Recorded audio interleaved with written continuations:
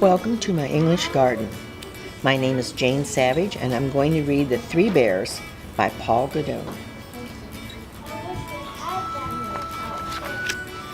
Once upon a time, there were three bears who lived together in a house of their own in the woods.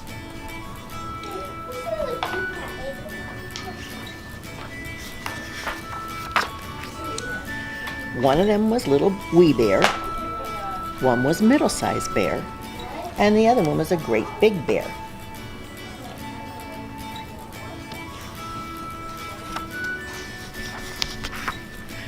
They each had a bowl for their porridge. The Little Wee Bear had a Little Wee bowl. The Middle-Sized Bowl had a Middle-Sized Bowl, and the Great Big Bear had a Great Big Bowl. They each had a chair to sit in. The Little Wee Bear had a Little Wee chair. The Middle-Sized Bear had a Middle-Sized chair. And the Great Big Bear had a Great Big chair.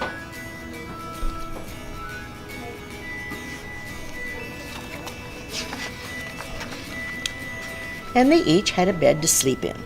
The Little Wee Bear had a Little Wee bed. The Middle-Sized Bear had a Middle-Sized bed. And the Great Big Bear had a Great Big bed. One morning, the three bears made porridge for breakfast. Porridge is like oatmeal. And they poured it into their bowls, but it was too hot to eat. So they decided to go for a walk in the woods till it cooled. And while the three bears were walking,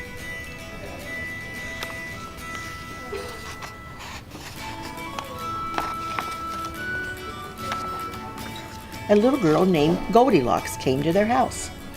First she looked in the window, then she peeked through the keyhole, and of course nobody was inside. Goldilocks turned the handle of the door.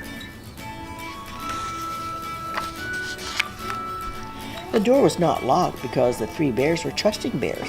They did no one any harm and never thought anybody would harm them. So Goldilocks opened the door and went in, which was not a very polite thing to do. There was porridge on the table and it smelled very, very good. Goldilocks didn't stop to think about whose porridge it was. She went straight to it.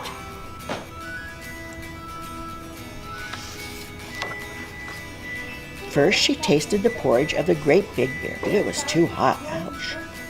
And then she tasted the porridge of the Middle-Sized Bear, but it had gotten too cold. Then she tasted the porridge of the Little Wee Bear. It was neither too hot nor too cold. It was just right, and Goldilocks liked it so much she ate it all up. Then she went into the parlor to see what else she could find. There were the three chairs. First she sat in the big chair of the Big Bear, but it was too hard. Then she sat down in the chair of the Middle-Sized Bear, but it was too soft. Then she sat in the chair of the Little Wee Bear. It was neither too hard nor too soft, but just right. And Goldilocks liked it so much that she rocked and rocked until the bottom of the chair fell out and she went down plump onto the floor. Goldilocks went into the bedroom where the three bears slept next. First she lay down on the bed of the Great Big Bear, but it was too high at the head for her. Then she sat down in the bed of the Middle-Sized Bear, but it was too high at the foot for her. And then she lay down in the bed of the Little Wee Bear. It was neither too high at the head nor too high at the foot, but it was just right. She liked it so much, she covered herself up and went fast asleep. By this time, the three bears thought their porridge would be cool enough, so they came home for breakfast. Goldilocks had left the spoon of the Great Big Bear in his porridge. He noticed it first thing. "Somebody has been tasting my porridge," said the Great Big Bear in his big voice. Goldilocks had left the spoon of the Middle-Sized Bear in her porridge bowl too. "Someone's been tasting my porridge," said the Middle-Sized Bear in her middle-sized voice.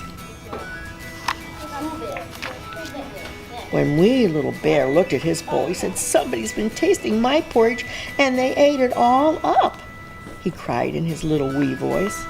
And the three bears went into the parlor. Goldilocks had left the cushion crooked in the chair of the Great Big Bear. He noticed it first thing. "Somebody's been sitting in my chair," he said in his great big voice.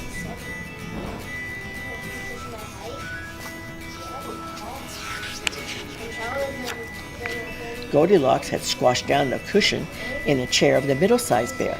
"Somebody's been sitting in my chair," said the middle-sized bear with her middle-sized voice. And then the wee little bear looked at his chair. "Somebody's been sitting in my chair, and they sat right through it," and he cried in his little voice. And the three bears went into the bedroom. Goldilocks had pulled the pillow of the great big bear out of place. He noticed it first thing. "Somebody's been lying in my bed," said the great big bear with his great big voice. And Goldilocks had pulled the blanket of the middle-sized bear out of place. "Somebody's been lying in my bed," said the middle-sized bear in her middle-sized voice. Then little wee bear looked in his bed. "Somebody's been lying in my bed, and here she is," he said in his little voice. That woke Goldilocks up at once, and there were three bears all staring at her. But she was scared, don't you? She was so frightened she jumped out of bed, ran to the open window, and out she jumped. And then she ran away as fast as she could, never looking behind her. And no one knows what happened to Goldilocks after that. As for the three bears, they never saw her again. The end. Thank you for coming to my English garden, and please come again.